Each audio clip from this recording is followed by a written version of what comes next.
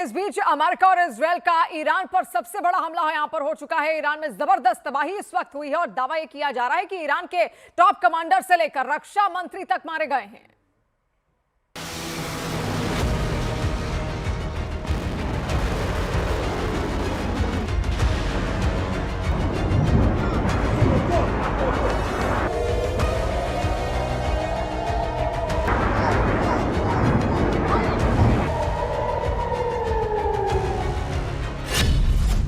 दिन दहाड़े ईरान पर तूफानी हमला, 30 जगहों पर हवाई हमले।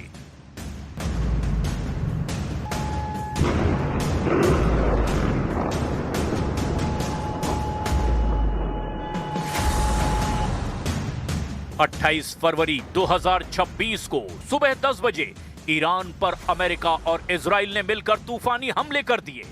ईरान की राजधानी तेहरान में भीषण धमाके हुए हैं। ईरान में लगभग 30 जगहों पर हमले हुए। हमलों का मुख्य टारगेट ईरान की टॉप लीडरशिप, मिसाइल अड्डे और परमाणु ठिकानों को बताया गया।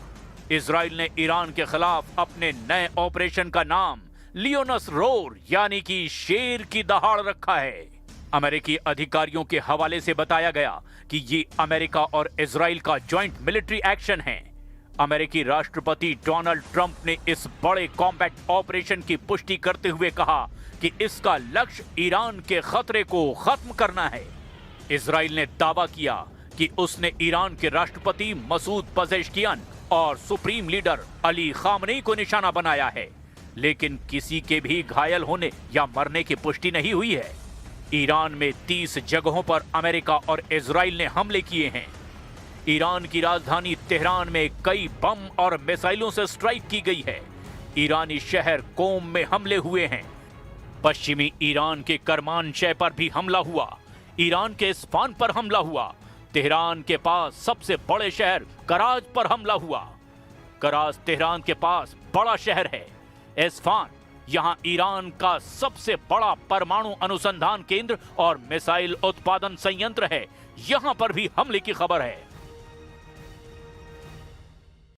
Began major combat operations in Iran. Our objective is to defend the American people by eliminating imminent threats from the Iranian regime, a vicious group of very hard, terrible people. Its menacing activities directly endanger the United States, our troops, our bases overseas, and our allies throughout the world. For 47 years, the Iranian regime has chanted death to America and waged an unending campaign of bloodshed and mass murder, targeting the United States, our troops, and the innocent people in many, many countries. אחיי ואחיותיי, אזרחי ישראל, לפני שעה קלה יצאו ישראל וארצות הברית למערכה משותפת, מבצע שאגת הארי. מטרת המבצע לשים קץ לאיום ממשטר האייתולות באיראן. בשעה זו תוקף צה"ל מטרות של משטר הדיכוי. Fordow और Natanz, इन भूमिगत परमाणु ठिकानों पर bunker buster बमों से प्रहार की सूचना है। IRNA समाचार एजेंसी के मुताबिक इलम शहर के पश्चिमी और दक्षिण क्षेत्र में विस्फोटकों की आवाजें सुनाई दी गई। ईरान के सुप्रीम लीडर अली खामनेई के दफ्तर और घर पर भी हमला कर दिया गया। हालांकि रिपोर्ट में दावा किया गया कि अली खामनेई तेहरान से सुरक्षित जगह पर भाग गए हैं। इसके अलावा यूनिवर्सिटी स्ट्रीट, जोमहूरी क्षेत्र और उत्तरी तेहरान के सैयद खदान इलाके में मिसाइलें गिरी है।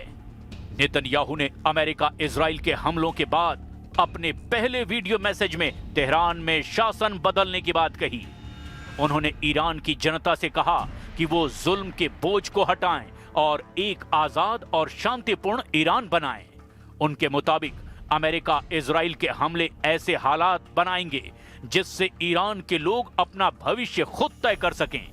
ट्रंप ने इस्लामिक रिवॉल्यूशनरी गार्ड्स यानी कि IRGC से कहा है कि वो आत्मसमर्पण कर दें, जबकि IRGC के कमांडरों ने दो टूक कह दिया कि हम आखिरी दम तक लड़ेंगे।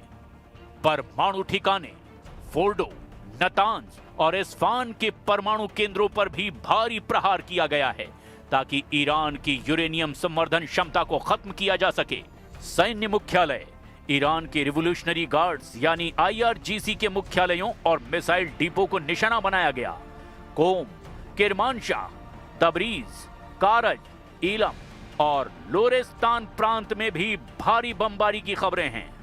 ईरानी नौसेना को नष्ट करने के मकसद से दक्षिणी बंदरगाहों और तेल रिफाइनरीज जैसे बुशर पर भी हमले हुए हैं। ईरान पर हमला करने वाले इजराइल ने अपने ऑपरेशन का नाम लियोनस रॉर यानी शेर की दहाड़ और शील्ड ऑफ जूडा अलग अलग ऑपरेशन के लिए रखा है। अमेरिकी राष्ट्रपति डोनाल्ड ट्रंप के मुताबिक इस ऑपरेशन का मकसद ईरान की आतंकवादी क्षमताओं और परमाणु खतरों को जड़ से खत्म करना है। इसे ऑपरेशन एपिक फ्यूरी नाम दिया गया है। जबकि ईरान ने 45 मिनट में जबरदस्त पलटवार करते हुए पश्चिम एशिया में मौजूद अमेरिका के सभी सैन्य अड्डों पर हमले शुरू कर दिए हैं। इजराइल के कई शहरों में ईरान ने हमला किया है। यरूशलेम में धमाके सुनाई दिए। ईरान ने अपने ऑपरेशन का नाम सीज ऑफ खैबर रखा है। इजरायली और अमेरिकी दावों के मुताबिक ईरान में मौजूद खामनेई शासन के खात्मे तक जंग जारी रहेगी और ये तो पहला राउंड है जो अगले 4 दिन तक जारी रहेगा।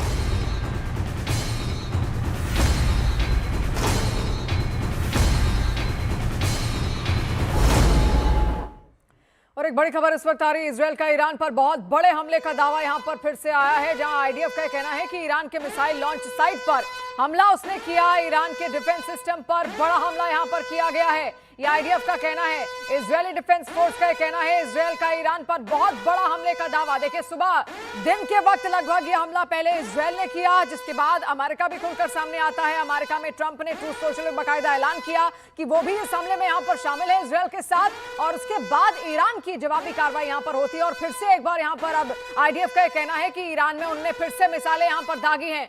शैलेंद्र सिंह, डिफेंस एक्सपर्ट, लगातार हमारे साथ यहां पर मौजूद है।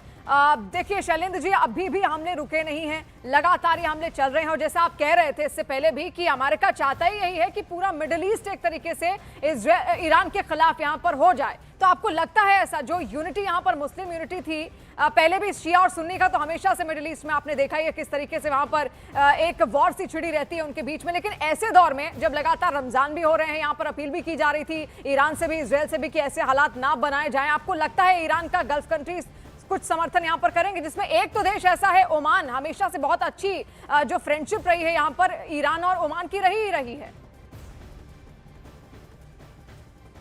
वो आप रिलीजियस बेसिस पे जरूर रख सकते हैं, लेकिन आपके जो नेशनल इंटरेस्ट हैं, ओमान नहीं एक लड़ाई मोल लेगा अपने देश के लिए, क्योंकि उसे ईरान बचाना है। अगर उसे अपना किसी भी तरह का सो कॉल्ड लड़ाई लेना है तो उसे समझदारी तो जरूर इतनी होगी कि यूएस के साथ वो क्या लड़ लेगा और कितना नहीं लड़ लेगा, इजराइल के साथ वो कितना लड़ेगा, कितनी काबिलियत है, क्या नहीं है। सबसे बड़ी बात जब आती है, जब एक कंट्री दूसरे को सपोर्ट करता है, सपोर्ट का मतलब होता है कि आप उसको एमुनिशन दे दें, आर्म्स दे दें, ये इस तरह की सारी चीजें दे दें, लेकिन वो अपने उस नहीं लड़ेगा, क्योंकि ये सभी को जिम्मेदारी से पता होता है कि अपनी लड़ाई आपको खुद लड़नी पड़ेगी, कोई दूसरा देश आकर आपकी लड़ाई नहीं लड़ना है। ये बड़ा क्लियर होता है। सो इसलिए मैं ये बड़ी जिम्मेदारी से कहूंगा कि यस, सपोर्ट मिल सकता है। सपोर्ट के लिए तो चाइना भी सपोर्ट दे रहा है। अभी आप अगर पिछले 20 दिन में देखें, वो जो 11 कार्गो एयरक्राफ्ट आए थे अभी तक ईरान में, तो आपको क्या लग रहा है, वो कोई सब्जी भाजी तो लेकर आए नहीं थे, वो सारा यही मटेरियल लाए हैं। इसी तरह अगर रशिया भी बात कर रहा है कि यस, जिस तरीके की सपोर्ट वर्बली एटलीस्ट दिख रही है, लेकिन इसका मतलब ये नहीं है कि रशियन फोर्सेस आकर आपके यहां लड़ेंगे। ये बड़ा रेयर ऑफ द रेयर होता है कि नॉर्थ कोरिया जैसा कंट्री अपने सैनिकों को दूसरी जगह भेजे, लाइक रशिया में भेजे, और वो लड़ाई के अंदर फिजिकली पार्ट ले। ये अपने आप में एक बहुत ही एक्सट्रीम वाली बात मैं कहूंगा। और सबसे बड़ी बात यह है कि अगर इस समय, अगर आप बड़े सही शब्दों में पकड़ना चाहें